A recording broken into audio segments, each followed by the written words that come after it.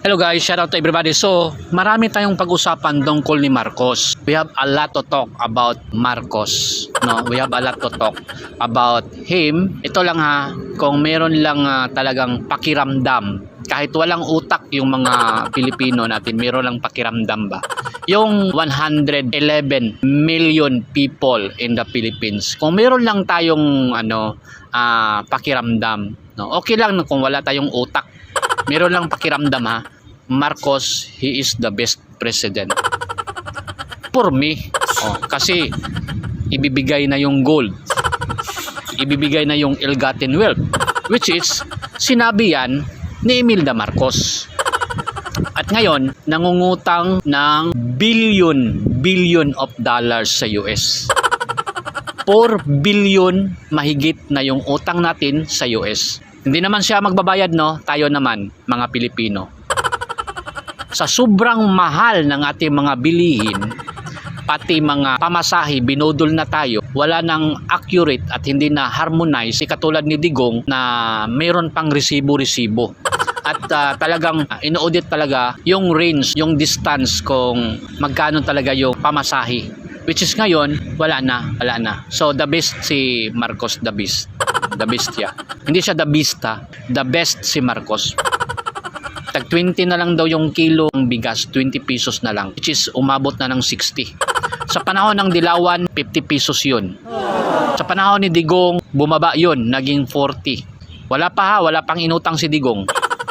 So ngayon, naglalabasan na yung mga adik, naglalabasan na yung mga magnanakaw, yung mga masasamang elemento. At walang ginawang sense of urgency para protektahan yung taong bayan. That is number one obligation ng ating president. So the best talaga si Marcos, the best.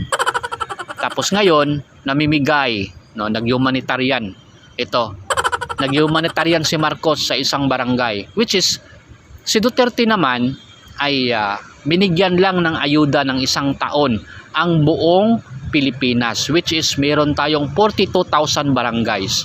Si Marcos, maganda, the best talaga. Hindi tayo magugutom. Isang barangay lang ay binigyan na ng bigas. Yung smuggle na bigas, yung walang taxes, na which is hindi naman dapat siya mag-conduct or mag-required ng taxes kasi ang yaman-yaman na ng Pilipinas. Bakit kumuha pa siya ng tax? Bakit mag-acquire pa siya ng tax para pagutuman ang taong bayan, di ba? Yun ang obligasyon ng isang president ha. Hindi yung mag-humanitarian sa isang barangay ha. Gawain yun ng mga tanod ha. Okay? The best president talaga si Marcos. At ngayon, inaaway ang China dahil nakautang ng 3.5 billion sa US. Sino nagsulsol? Si Biden.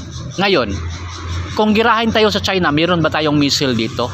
Katulad ng Ukraine. Tingnan yung Ukraine, binabayaan sa US dahil sa corrupt yung president nila. Umutang ng malaking pera kaya nagpasulsol.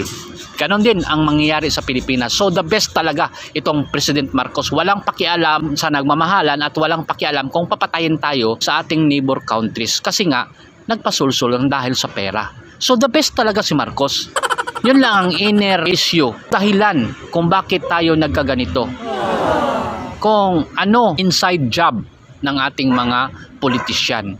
Kailangan natin i-spread sa taong bayan dahil wala namang mga utak. Pakiramdam lang, kahit pakiramdam lang, nagmamahalan lahat, grabe na yung mahal, hindi na makahinga yung mga Pilipino, tapos sabihin nila, magtrabaho ka. Kaya nagreklamo kami sa equality kasi nga, maliit yung sildo.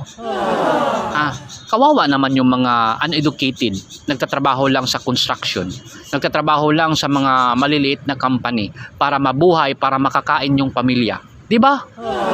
So, dito natin makikita guys, the best president talaga si Marcos. No?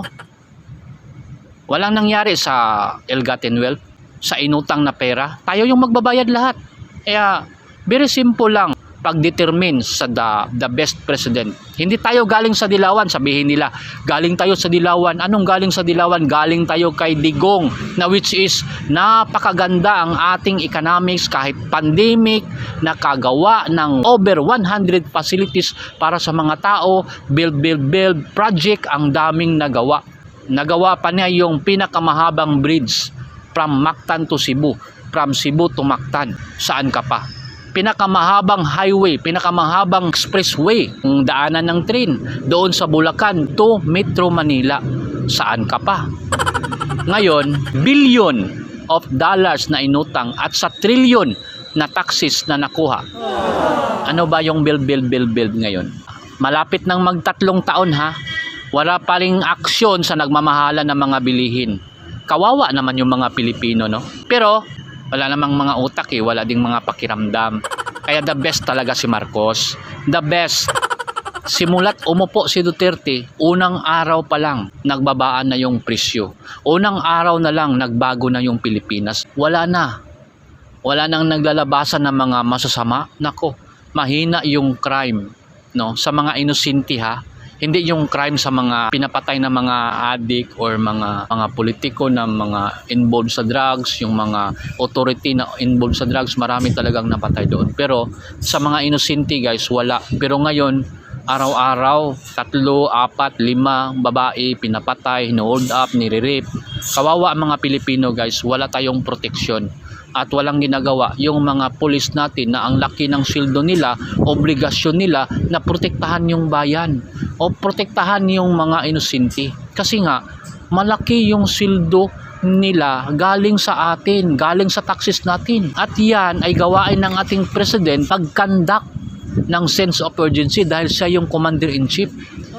Siya yung commander-in-chief sa mga military, sa lahat ng mga armed forces at saka sa lahat ng mga law enforcer para protektahan ang taong bayan, and that is his job. So, naintindihan ninyo, the best president talaga si Marcos. Namimigay ha. Yan. Ayan si Marcos. Oh. Ay, dilawan-galawan. Hindi naman dilawan si Marcos. Hindi naman siya dilawan. Pero the best siya sa dilawan. The best siya. The best. The best. The best talaga, the best.